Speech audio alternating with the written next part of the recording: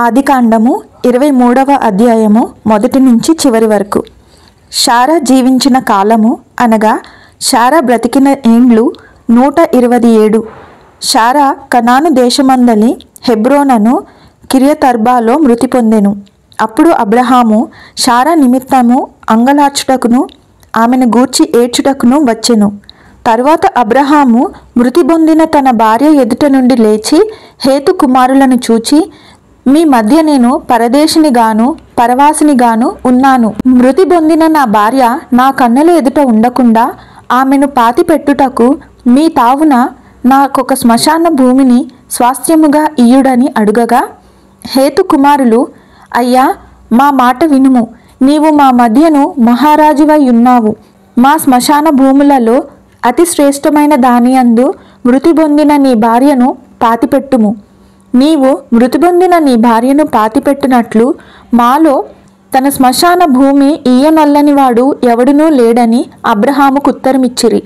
అప్పుడు అబ్రహాము లేచి ఆ దేశపు ప్రజలైన హేతు కుమారులకు సాగిలపడి, మృతి పొందిన నా భార్యను నా ఎదుట ఉండకుండా నేను పాతిపెట్టుట మీకిష్టమైతే నా మాట వినుడి.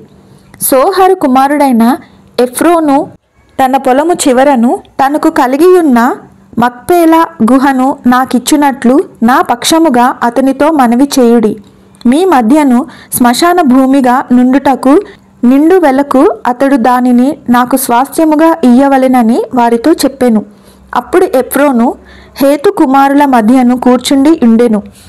హిత్తీయుడైన ఎఫ్రోను తన ఊరి గవిని ప్రవేశించు వారందరి ఎదుట హేతు కుమారులకు వినబడినట్లు అబ్రహాముతో చెప్పిన ప్రత్యుత్తరమేమనగా, అయ్యా, అట్లు కాదు, నా మనవి నాలకించుము.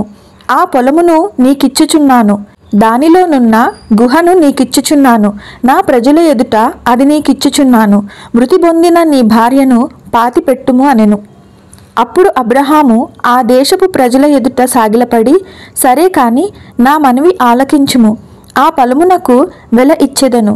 అది నా యొద్ద పుచ్చుకొనిన ఎడల మృతి పొందిన నా భార్యను పాతిపెట్టుదనని ఆ దేశ ప్రజలకు వినబడినట్లు ఎఫ్రోనుతో చెప్పెను.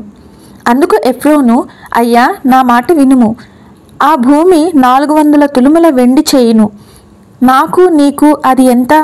మృతి పొందిన నీ భార్యను పాతిపెట్టుమని అబ్రహామునకు ఉత్తరమిచ్చెను. అబ్రహాము ఎఫ్రోను మాట వినెను. కాబట్టి హేతు కుమారులకు వినబడినట్లు ఎఫ్రోను చెప్పిన వెల అనగా వర్తకులలో చెల్లు 400 తులముల వెండి అబ్రహాము తూచి అతనికిచ్చెను. అలాగున మమ్రే ఎదుటనున్న మక్పేలా యందలి ఎఫ్రోను పొలము అనగా ఆ పొలమును దాని అందలి గుహయు దాని పొలిమేర అంతటిలోనున్న ఆ పొలము చెట్లన్నీయు అతని ఉరిగవిని ప్రవేశించు వారందరిలో హేతు కుమారుల ఎదుట అబ్రహామునకు స్వాస్థ్యముగా స్థిరపరచబడిను. ఆ తరువాత అబ్రహాము కనాను దేశములో హెబ్రోనను మమ్రే ఎదుటనున్న మక్పేలా పొలము గుహలో తన భార్య అయిన శారాను పాతిపెట్టెను. ఆ పొలమును దానిలోనున్న గుహయు హేతు కుమారుల వలన శ్మశానము కొరకు అబ్రహామునకు స్వాస్థ్యముగా స్థిరపరచబడెను. ఆదికాండము 23వ అధ్యాయము పూర్తి అయినది. ఆమెన్.